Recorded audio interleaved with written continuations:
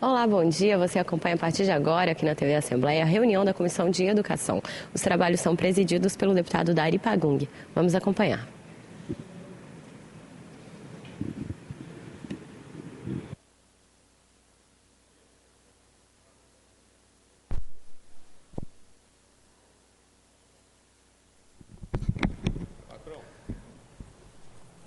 Bom dia a todos.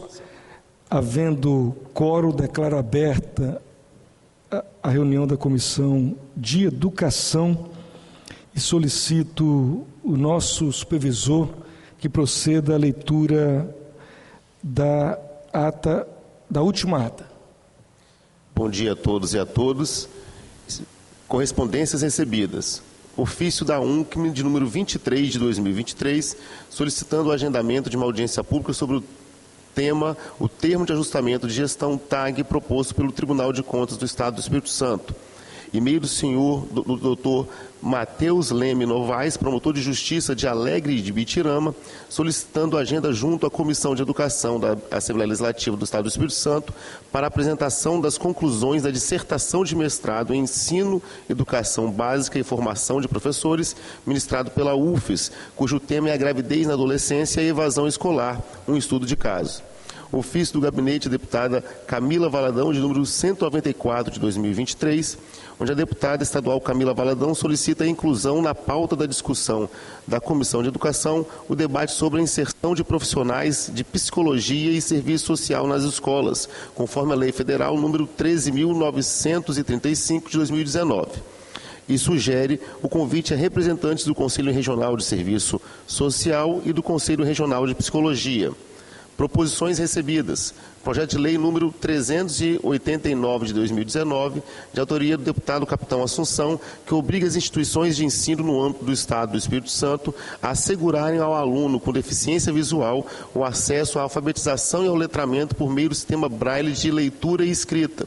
Projeto de Lei de número 386 de 2019, de autoria do deputado Capitão Assunção, que dispõe sobre a obrigatoriedade da notificação aos pais ou responsáveis sobre a realização de qualquer atividade dentro ou fora do estabelecimento de ensino, sua natureza, sua correlação com a Base Nacional Curricular Comum e o seu objetivo didático-pedagógico. Projeto de Lei de número 150 de 2019, de autoria do deputado Capitão Assunção, que dispõe sobre a obrigatoriedade da execução do hino nacional e do hino do Espírito Santo, além de outros de exaltação à pátria em todas as escolas públicas e privadas de ensino fundamental e de ensino médio no âmbito do Estado do Espírito Santo. Projeto de Lei número 492 de 2022, com projetos apensados números 268, 269 e 319 de 2023, de autoria da deputada Raquel Lessa, que dispõe sobre a instalação de detectores de metais nas escolas do Estado do Espírito Santo. Projeto de Lei número 103 de 2019, de autoria do deputado Fabrício Gandini, dispõe sobre a criação da Central de Intérpretes de Língua Brasileira de Sinais, Libras, e guias intérpretes para surdos cegos no âmbito do Estado do Espírito Santo. Proposições distribuídas aos senhores deputados, não houve no período. Proposições sobrestadas, não houve no período. E proposições baixadas de pauta, também não houve no período. De modo que eu devolvo a palavra ao presidente da comissão, o deputado Dari Pagung. Obrigado, Léo. Nós vamos, depois desta reunião, nomear os relatores para relatar esses projetos que foi lido nesse momento. Passamos à ordem do dia. Quero aqui registrar a presença do deputado Tiago Hoffmann, está aqui do meu lado, também do nosso secretário de Estado de Educação, Vitor de Anjo, e também do nosso deputado Danilo Baense, que hoje está de forma online, híbrida. Deliberação do convite ao doutor Matheus Leme Novaes, que é o promotor de Justiça de Alegre e Bitirama, para apresentação da dissertação de mestrado sobre o tema Gravidez na Adolescência e Evasão Escolar, um estudo de caso. Passo a colher os votos, ou discussão, se o deputado Tiago, o deputado Danilo queira. Não. Como vota o deputado Thiago Hoffmann? Pela aprovação do convite, senhor presidente. E um bom dia ao nosso secretário Vitor, ao deputado Danilo e a todos que nos acompanham. Obrigado, deputado Thiago. Deputado Danilo Barrense. Bom dia, presidente. Bom dia, secretário. Bom dia, deputado Thiago Hoffmann. Eu também acompanho e voto pela aprovação. Obrigado, deputado Danilo. Então fica aprovado o convite ao doutor Matheus. Passamos à fase das comunicações. Discussão sobre o FUNPAES, que é o Fundo Estadual de Apoio e Ampliação e Melhorias das Condições da Oferta da Educação Infantil e Ensino Fundamental no Estado do Espírito Santo. Estamos aqui hoje recebendo o nosso secretário e, desde já, se o deputado Thiago e o deputado Danilo nos permitir, já passo a palavra para o nosso secretário Vitor de Ângelo.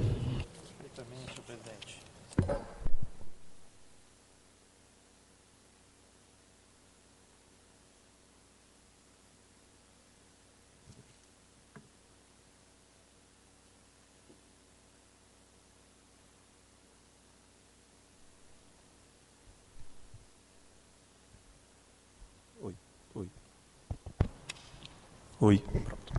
Bom, bom dia, deputado Dari, presidente da comissão, deputado Thiago Hoffmann, deputado Danilo, todos os presentes, aqueles que acompanham essa sessão da Comissão de Educação. Em primeiro lugar, eu quero agradecer o convite para estar aqui nessa casa, nessa manhã, para discutir um tema tão relevante que é a educação e, dentro dessa temática, um programa também muito importante para o governo do Estado, não como programa de governo, mas como um programa, de fato, de Estado, que é o Pacto pela Aprendizagem no Espírito Santo. Pacto esse dentro do qual se insere o FUNPAES, que é o fundo ligado ao Pacto pela Aprendizagem no Espírito Santo. Então, eu queria, nessas breves palavras, contextualizar primeiro o que é o PAES, depois o que é o FUNPAES e, na sequência, de alguma maneira, tentar mostrar a evolução histórica do FUNPAES no que diz respeito a valores, a financiamento e ao escopo desse financiamento. O Plano Nacional e Estadual de Educação, eles estabelecem como uma de suas metas a obrigatoriedade de consolidar aquilo que a Constituição Federal, já nos anos 80, dizia a respeito do regime de colaboração. Isso é, a forma como estados e municípios deveriam atuar, não apenas na oferta das matrículas, mas também em todas as ações ligadas à educação de um modo amplo. Por exemplo, o transporte, né, ou a construção de escolas. Então, existe um regime de colaboração no que diz respeito à oferta das matrículas. Então, quem é que oferta educação infantil, fundamental 1, 2, médio? Quando um município ou o Estado pode ter um ensino superior, né? Vale lembrar que aqui no Espírito Santo nós temos faculdades municipais, existem estados que também têm faculdade, é o caso do nosso, inclusive ligado à Secretaria de Educação, a Faculdade de Música. Quando isso é permitido e em que momento cada um desses entes deve atuar de forma prioritária, exclusiva ou colaborativa, né? Então, a discussão aqui um dos pontos de pauta fez referência, que é o TAG, é justamente uma tentativa, o termo de ajuste de gestão, assinado há alguns dias por iniciativa do Tribunal de Contas, para organizar o regime de colaboração no que diz respeito à oferta de matrículas.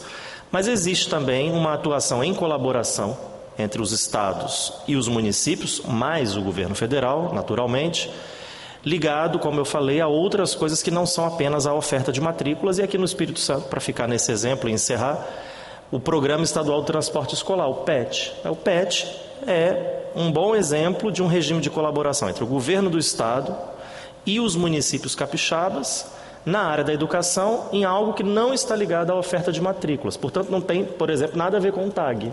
Então, tudo isso compõe um grande arranjo institucional de colaboração na área da educação, semelhante ao que, por exemplo, acontece na saúde e na assistência, com o desafio em desfavor da educação, que nós, ao contrário da saúde e da assistência, não temos ainda um sistema de educação no Brasil.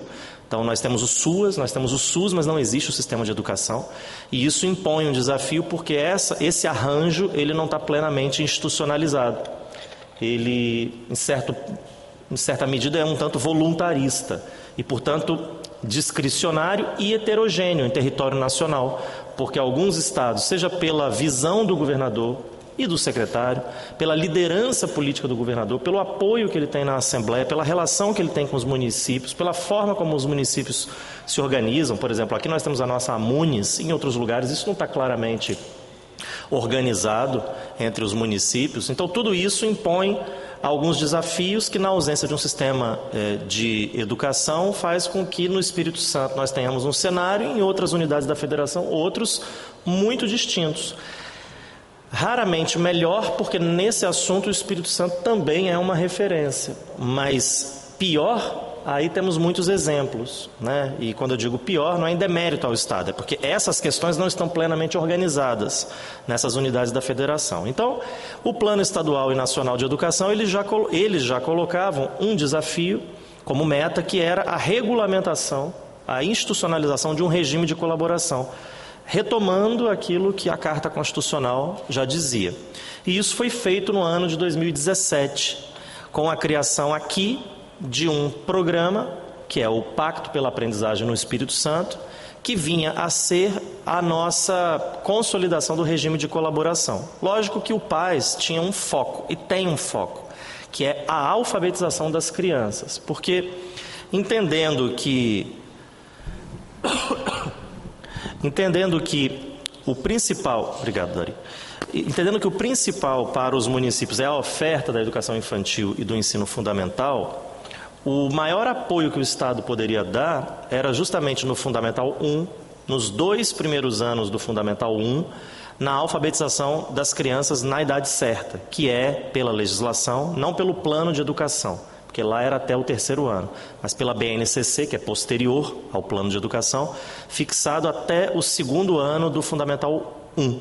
Então, se a criança estiver na idade correta, ela deveria ter, então, nesse ano, 7 anos de idade. 7 anos de idade é uma referência para a gente dizer, essa é a idade máxima com a qual a criança deveria estar plenamente alfabetizada. O processo, ele se dá ao longo da vida, né? Ninguém imagina que uma criança de 7 anos tem um vocabulário, por exemplo, que vai ter adultos como nós que estamos aqui participando. É lógico que ela vai sofisticando o seu repertório nesse processo, mas ela tem as competências elementares para a gente dizer, esta criança é uma criança alfabetizada. Ela pode começar isso no 1º ano, como em muitos lugares, e consolidar no 2º. Em outras situações pode começar até na educação infantil. Há várias crianças que inclusive saem da educação infantil já com algum nível de letramento e de capacidade de leitura. Mais letramento do que de leitura, diga-se de passagem. Então o PAS é essa consolidação do regime de colaboração. E ele, o Pacto pela Aprendizagem, previa ações de gestão, ações de natureza pedagógica e ações, onde aqui sim entra o fundo, de apoio à melhoria da rede física escolar. Então, para isso, criou-se um fundo, que é o Fundo de Melhoria da Infraestrutura da Educação Fundamental, que depois a gente fez uma alteração, né, para alcançar, do ensino infantil, aliás, e depois a gente fez uma alteração para alcançar o ensino fundamental, com recursos do Estado, sejam eles do Tesouro, sejam eles recursos vinculados à educação, mas essencialmente da educação, para fazer um aporte aos municípios, melhorando, ou dando a eles a capacidade de melhorar a sua infraestrutura. E aqui, deputado Dari, deputado Tiago e deputado Danilo, valem algumas observações. Escola com prédio de qualidade não é o que garante a alfabetização de criança, né? Acho que essa é uma coisa que a gente precisa ter claro. Evidentemente eu vou fazer aqui uma outra observação, mas a gente precisa ter claro porque durante muitos anos focou-se na parte visível da educação. E o que é visível é prédio. Quando a gente olha dentro de uma escola, aquele monte de aluno correndo para lá e para cá, você não é capaz de visivelmente dizer se elas sabem ler, se não sabem ler, se sabe escrever, se não sabe escrever. Isso a gente só consegue saber olhando os indicadores, fazendo avaliações que nos forneçam esses indicadores, monitorando o que está acontecendo. né, acompanhando o trabalho feito pela secretaria, pela gestão de cada unidade escolar, entrando na sala de aula, indo até o nível do aluno, sabendo ou tentando identificar o que ele sabe, o que ele não sabe, para então também poder intervir naquilo que ele não sabe e poder melhorar. Então, se um aluno termina o primeiro ano com um nível de alfabetização na escala de aprendizagem, então eu preciso ter isso com clareza para saber o que eu faço com esse estudante no segundo ano, porque senão não tem como consolidar um processo que está em curso e cujo ponto eu não sei onde o aluno se encontra, né? Então, se isso é verdade, por outro lado, a gente também não pode cair na tentação de achar que, ao contrário, qualquer prédio serve, né? E que é possível, então, ter uma trajetória de sucesso independentemente da estrutura, porque isso também não é verdade. Imaginem um pouquinho mais adiante, né, na educação básica, quando a gente tem aula de química, aula de biologia, uma escola que não tem laboratório. Então, o professor vai dar o seu jeito? Não, ele vai dar o seu jeito, mas não é o ideal. Não valoriza esse profissional formado na área a desenvolver as suas melhores competências profissionais, também não oportuniza aos estudantes a melhor condição para aprender aqueles componentes curriculares. Então, com uma complexidade um pouco menor, lá no início da educação básica isso também é verdadeiro. Imagine a educação infantil numa escola que não tem um parquinho, né? E quantas escolas nossas não têm um parquinho? Que é um momento lúdico, mas que também você vai aprendendo a desenvolver competências socioemocionais, das quais a mais evidente, por exemplo, é a convivência, né? O respeito, seguir os comandos de pessoas que estão dizendo, olha, primeiro você, depois fulano, depois ciclano. Então, se você não tem esse espaço, né, se você não tem essa infraestrutura, fica muito mais desafiador, não vou dizer inviável, mas fica muito mais desafiador desenvolver aquilo que, como competência, como habilidade, a gente precisa trabalhar com cada estudante ao longo da sua trajetória escolar. E também, para terminar esse aspecto, é direito do estudante, como um cidadão de direitos, desde que nasce, ter uma educação de qualidade, seja naquilo que os indicadores mostram, seja naquilo que visivelmente a gente olha e fala, essa é uma boa escola. Então, o Pacto pela Aprendizagem, ele tem ações de gestão e tem ações pedagógicas, mas ele tem também um olhar para o prédio, por assim dizer. E nós sabemos que a maioria dos municípios, não só capixabas, mas brasileiros, não teriam sozinhos capacidade de fazer frente aos desafios, que inclusive são desafios históricos. Então, não é o desafio do prefeito que era prefeito em 2017, quando o PAS foi institucionalizado. E de lá para cá, tem uma caminhada, mas nós não passamos mais do que 6 anos, né, indo para 7 anos. Em 7 anos, não completamos nem 2 mandatos para um prefeito que eventualmente foi eleito em 2016. É lógico que ele em 2 mandatos, sendo que em 2016 a gente vivia uma grave crise política e também econômica, né? Ele não teria, via de regra, como superar esse desafio histórico em muitos lugares. Portanto, o papel dos governos estaduais, como indutor, como apoiador, como alguém que de forma supletiva coloca recurso para essa finalidade, é fundamental. E foi isso que fez o FUNPAES. Só que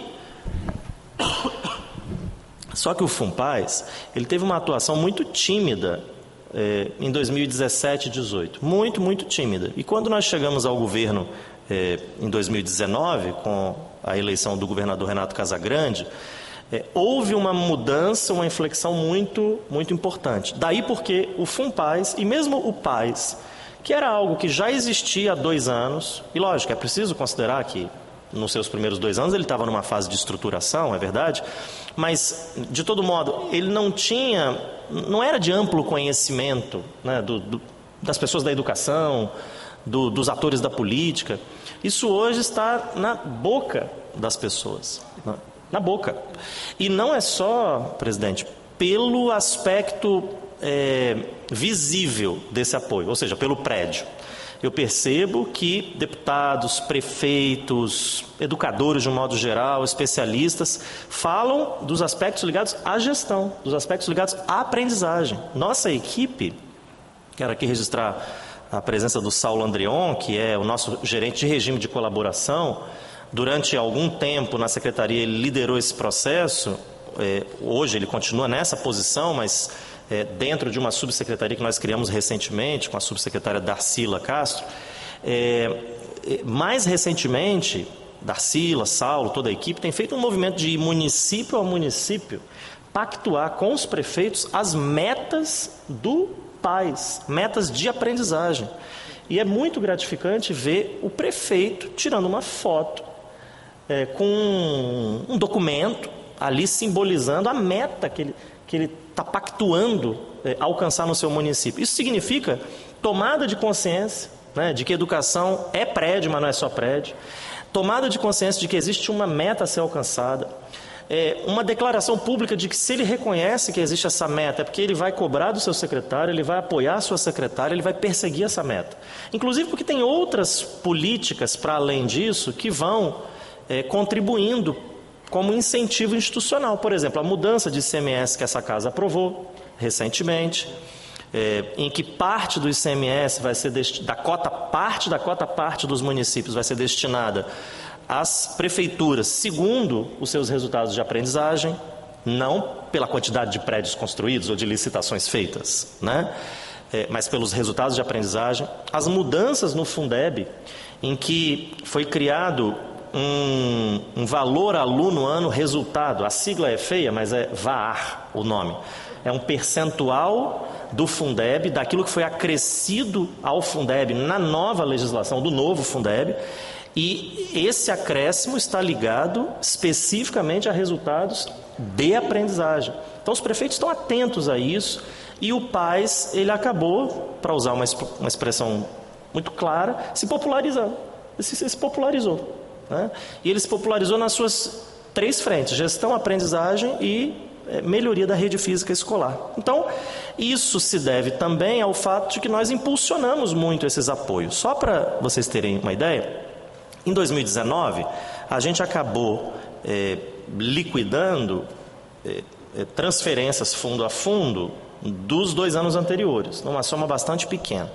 Em 2020, nós tivemos um valor no FUNPAS de 10 milhões de reais, mas tímido ainda e muito ligado àqueles municípios que tinham sido atingidos pelas chuvas. No início de 2020, nós lançamos um edital especificamente para a melhoria da rede física escolar daquelas cidades.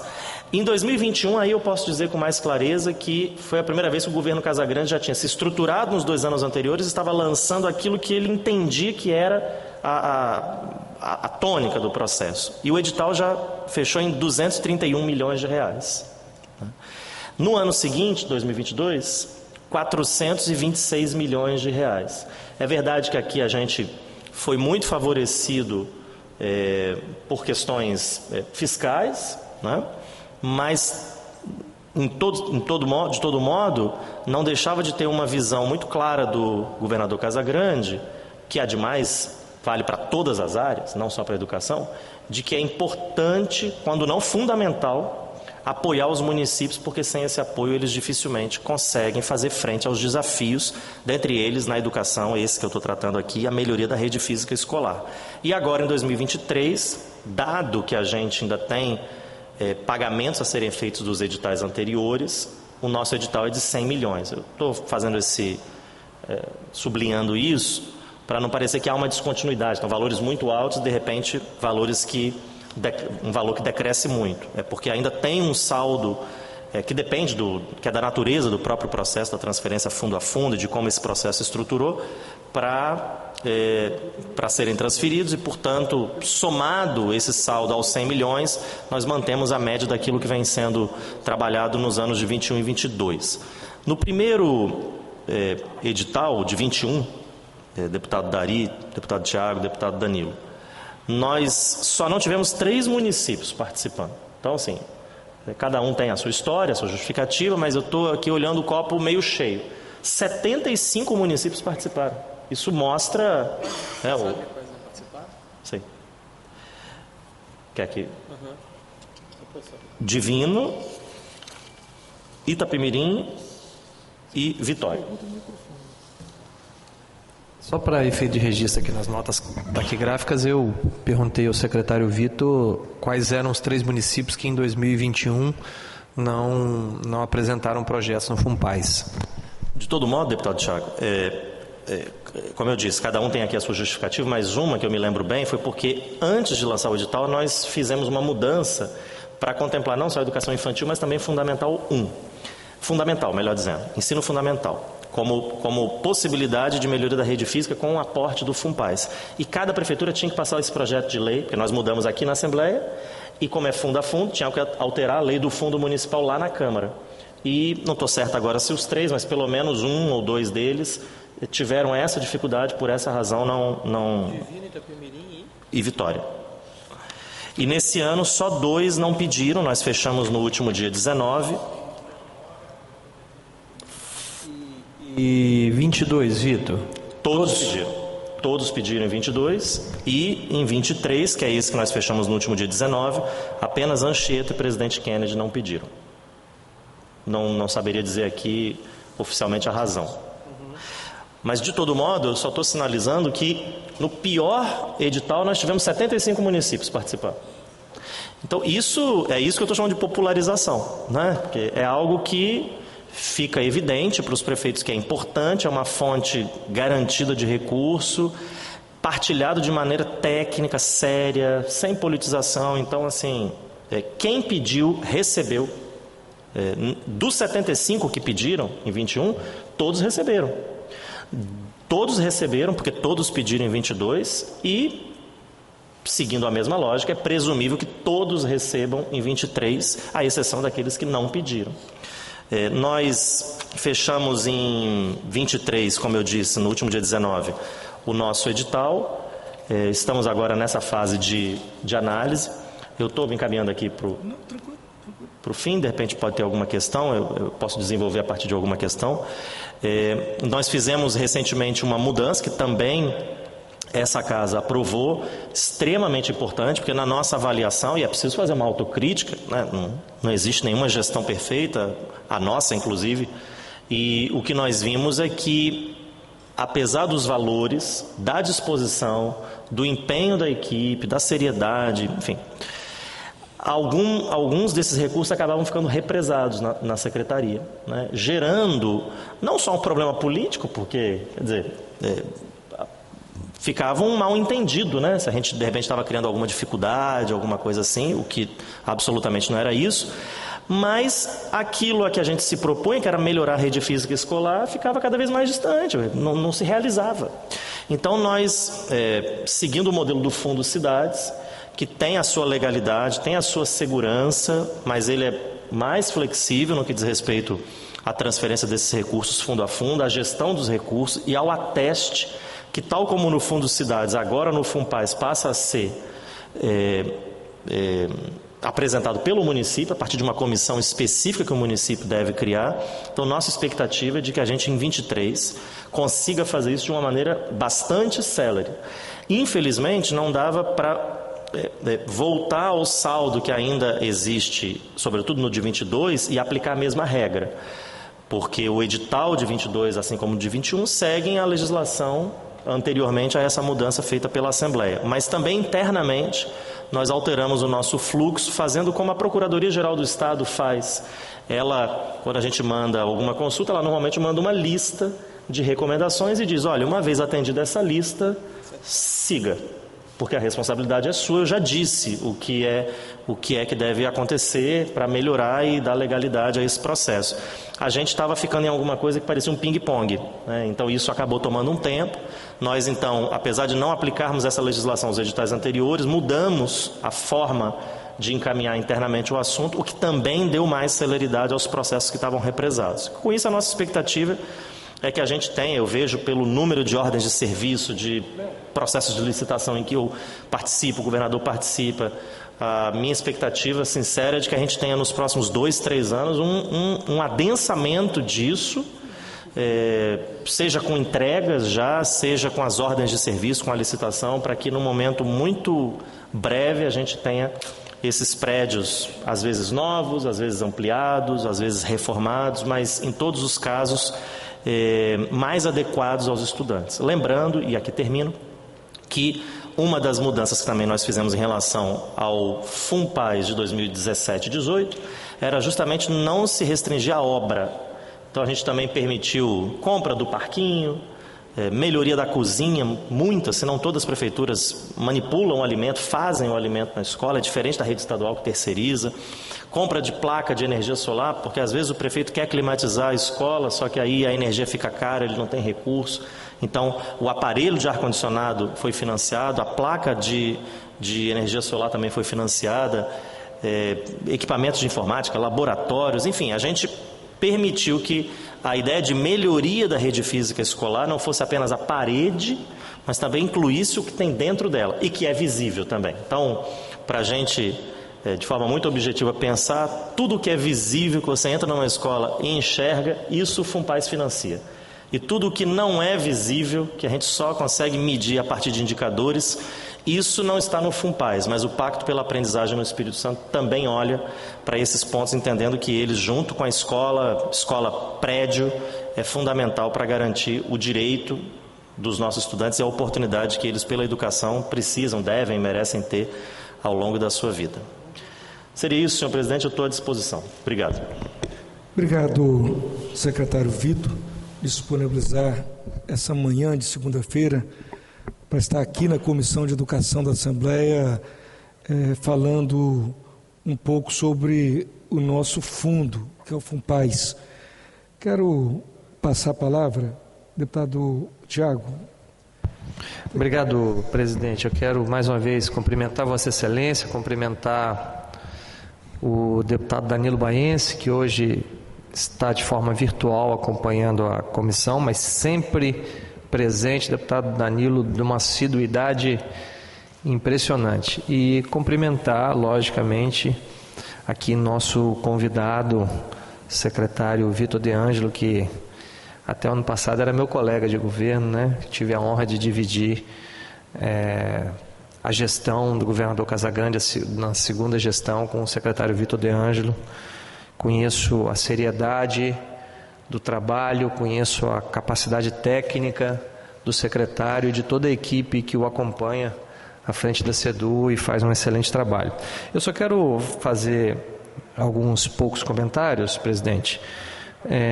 Primeiro, parabenizar o governador Renato Casagrande e o secretário Vitor pela sensibilidade em relação à alteração das regras do FUNPAES. Essa autocrítica, a gente reconhecer quando a gente pode aperfeiçoar um instrumento, e acho que o aperfeiçoamento, ele agradou muito, tanto os deputados aqui dessa casa, quanto também os prefeitos, e ele vai com certeza facilitar muito o repasse do recurso, porque uma coisa que eu noto na gestão pública de uma maneira em geral, deputado Dari, seja ela em âmbito federal, estadual, municipal, é que muitas vezes os recursos existem, mas nós temos tantas amarras e burocracias para utilizá-lo, que esse recurso demora a chegar na ponta lá para quem precisa, Saulo. Então, muitas vezes esse recurso está disponível. Veja que o Estado do Espírito Santo é um Estado absolutamente organizado do ponto de vista financeiro.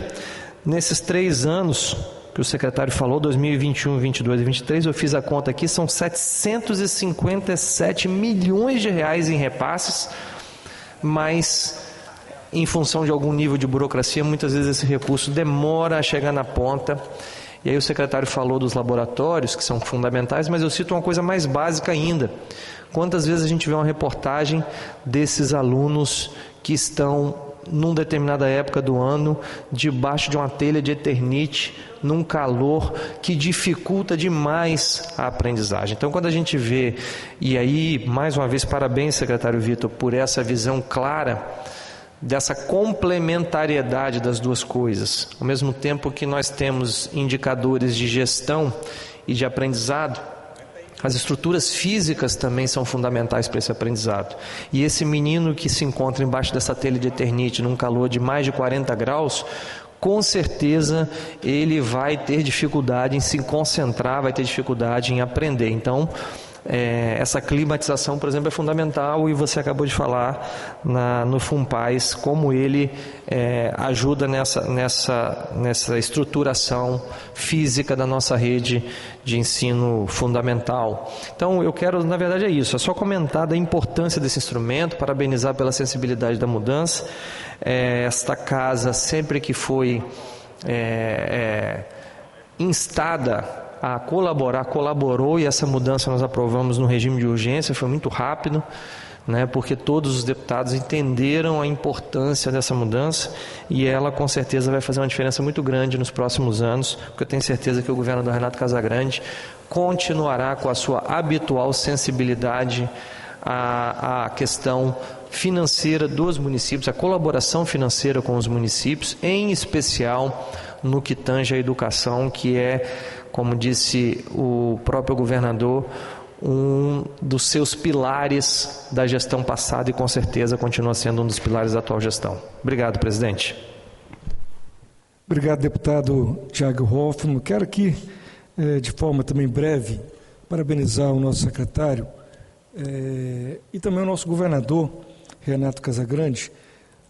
O nosso secretário Vitor trouxe algumas informações importantes que acredito que esses números ficam muito nos gabinetes, dos prefeitos, secretários municipais de educação, dos próprios deputados, que faz muito a interlocução entre município e governo do estado, e muitas das vezes a sociedade capixaba não fica sabendo que o Espírito Santo já injetou nos cofres das prefeituras, de quem fez esses pedidos, mais de 700 milhões de reais.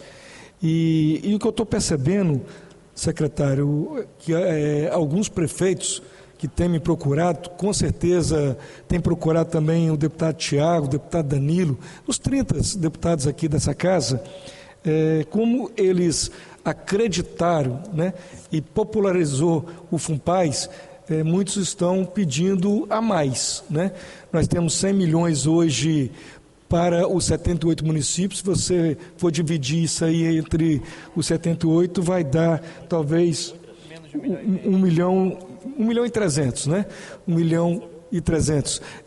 Curiosidade, eu quero que o secretário passe aqui, esse ano de 2023, quantos milhões, no caso, que foi protocolado na CEDU? Quase 800 milhões. Quase 800 milhões. O que significa que para cada um atendido, 7 vão se sentir não atendidos. Não digo de prefeitura, mas de projeto. Sim. E eu tenho dito isso aos prefeitos, deputado Dari, que é importante a gente ter essa clareza para não transformar uma coisa que é positiva em negativa. Porque veja que antes não havia esse recurso. Aí agora a gente tem um edital de 100 milhões, que não é pouco recurso em nenhum lugar do mundo. Só que dado o volume de pedidos, você tem mais frustrações do que atendimentos, porque para cada projeto atendido, 7 ficam de fora. E aí, para a gente ter uma inversão e alguém começar a achar ruim uma coisa que não existia agora nessa escala de 200 milhões, 400, 100 milhões, é um passo. Então eu tenho chamado a atenção dos prefeitos que o problema não é o valor do edital, porque o edital tem sempre um valor limitado à capacidade do Estado, que é sempre limitada naturalmente, como todo orçamento. Agora, a dívida é histórica, e é daí o tamanho da demanda traduzida em números que superam em muito o valor do edital. Mas isso mostra muito, secretário, que os prefeitos, a sociedade está acreditando na gestão, e está se organizando para receber esses recursos. Então, assim, eu tenho conversado com diversos prefeitos que eu sei que eles protocolaram lá um pedido de uma creche, de uma escola que vale aí 4 milhões, 5 milhões, e se você for ver, esse FUNPAES também não começou agora, começou como você trouxe os números, e isso não termina também esse ano. Os projetos que estão lá, com certeza, vão ser executados, mas com o passar do tempo, né? No nosso estado do Espírito Santo não vai desorganizar de uma noite para o dia. Então, assim, eu acredito muito na gestão do governador Renato Casagrande e eu acredito também que os projetos que estão protocolados na SEDU hoje, nós vamos executar, se não der tempo para executar nesse edital de 100 milhões, nos futuros. E eu não tenho dúvida disso. Um outro assunto que eu gostaria de trazer, o deputado Tiago disse da flexibilização, né, do FUNPAES, que essa casa aprovou, mas agora também veio as câmaras, né? As câmaras que pode ser instalado também nas escolas. E eu gostaria, Vitor, de ir além.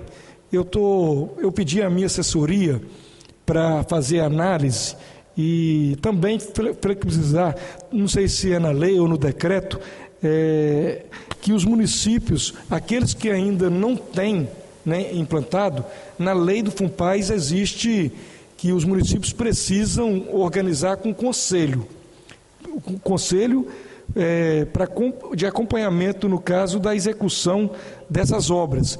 E eu gostaria, e vou protocolar nessa casa, uma indicação para que o governo coloque também a obrigatoriedade do GGIM, que é o Gabinete de Gestão Integrado Municipal.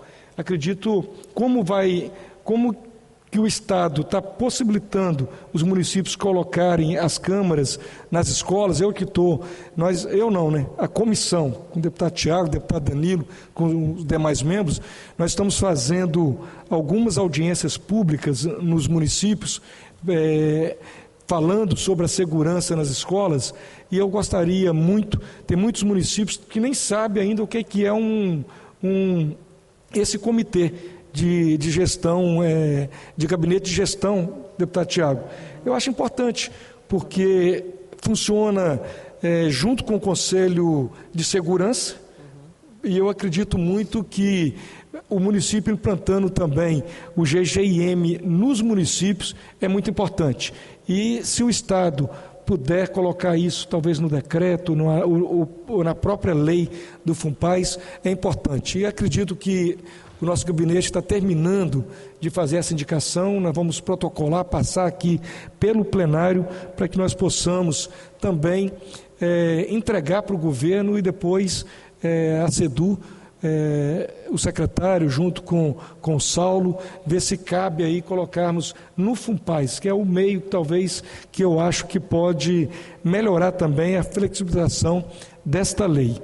Então, eu queria aqui agradecer muito a sua presença, mas antes eu quero ouvir o nosso querido deputado Danilo Baense, que está conosco online. Deputado Danilo.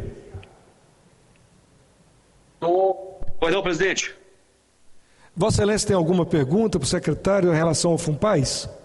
Aí o nosso secretário agradeceu mesmo pela visita. Eu estou aproveitando aqui, deputado Dari, atendendo umas agendas aqui, enquanto Vossa Excelência estava aí na reunião, e eu também estou aqui de forma online, mas aproveitando para atender umas agendas. Obrigado, deputado Danilo. Eu sei que Vossa Excelência não para, trabalha muito, não só na segurança, mas na educação, em todos os setores. Presidente, pela ordem. Passo a palavra ao deputado Tiago Hoffmann. Apenas para fazer o registro da presença dos alunos e alunas aqui da nossa Escola Estadual Benício Gonçalves de Vila Velha. Obrigado pela presença de vocês. Essa aqui é uma reunião da Comissão de Educação. Nós estamos recebendo aqui o secretário de Educação, Vitor De Angelo, que é responsável pelas escolas estaduais, inclusive de vocês. Aqui ao meu lado está o presidente da Comissão de Educação, deputado Dari Pagung, e eu sou o deputado Tiago Hoffmann, que sou membro da comissão também, e virtualmente se encontra presente o deputado Danilo Baense. Tá? Sejam todos muito bem-vindos, que seja um dia de muito aprendizado para vocês. Obrigado, deputado Tiago. Também quero agradecer aqui a presença dos alunos, né, da Escola Estadual de Vila Velha. Parabéns, essa casa é também de vocês, tá bom? Passa a palavra para o secretário, algumas considerações finais.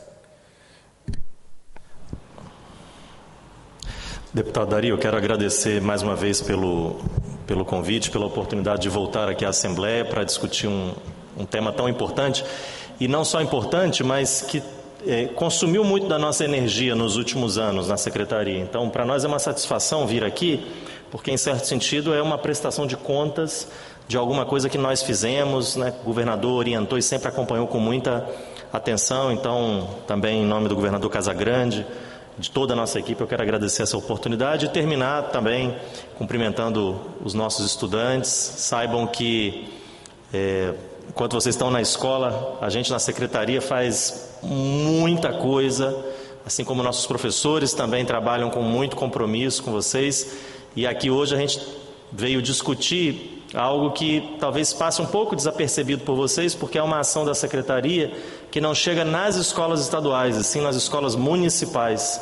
Eu vim a essa casa hoje a convite da Comissão de Educação falar de um fundo que nós temos de transferência de recursos da Secretaria de Estado da Educação para os municípios, para apoiar a melhoria da educação e da infraestrutura nas escolas municipais. Então, além daquilo que vocês experimentam no dia a dia nas nossas escolas estaduais, tem muita coisa que a SEDU e o governo do estado fazem, que chegam também nas escolas municipais. Então é para isso que nós viemos aqui nessa manhã. Meu abraço a todos vocês. Não sei quem é o professor, a professora que está à frente desse projeto, dessa visita. Muito bem. Então, meu abraço para você. A letra está muito boa. Quero agradecer. Antes de encerrar, secretário, eu conversei aqui no ouvido do deputado Thiago Hoffmann, quando Vossa Senhoria falou dos 7 anos, né, de alfabetização. Leia-se que todos os alunos já está alfabetizado com 7. Eu lembrei da minha infância, quando ainda estudava no distrito de Vila Nova do Bananal, lá no interior de Baixo Guandu. Na minha época, eu comecei com 7 anos. Então, assim, hoje, como é que vai evoluindo, essa linha foi descendo. Assim, eu comecei, a minha matrícula foi com 7 anos de idade na primeira série. Quer dizer, eu, por exemplo, no interior, você não ouvia falar em creche, né? Dos alunos entrarem na creche. Então, assim, para a gente ir na escola, nós caminhávamos uns 6 quilômetros, né? Também você não falava em transporte escolar. Merenda escolar, Tiago, eu não lembro. Quer dizer, como é que foi mudando a educação, foi melhorando, e eu sei que melhorou muito, mas as cobranças ainda chegam, né? Enquanto mais o Estado, enquanto mais a gente vai trabalhando, Saulo, mais demandas vêm chegando, e nós estamos aqui na Assembleia, eu como deputado estadual, o Thiago Hoffmann e o deputado Danilo, na Comissão de Educação, nós estamos aqui para trabalhar, para olhar de perto e tentar fazer essa interlocução com os municípios, com o governo do Estado, para melhorar a cada dia mais a educação nesse querido Estado do Espírito Santo. Nada mais havendo a tratar, declaro encerrados os trabalhos dessa comissão e os convido os membros a comparecerem na próxima reunião ordinária, segunda-feira, no horário regimental. Está encerrado, então, a nossa reunião da Comissão de Educação. O FUNPAES foi tema agora da reunião da Comissão de Educação, que recebeu o secretário de Estado da pasta, o Vitor De Angelo. Mais informações sobre os debates você pode conferir no nosso site, também às 10 da noite no Jornal Panorama. Continue ligado na nossa programação TV Assembleia, mais perto de você.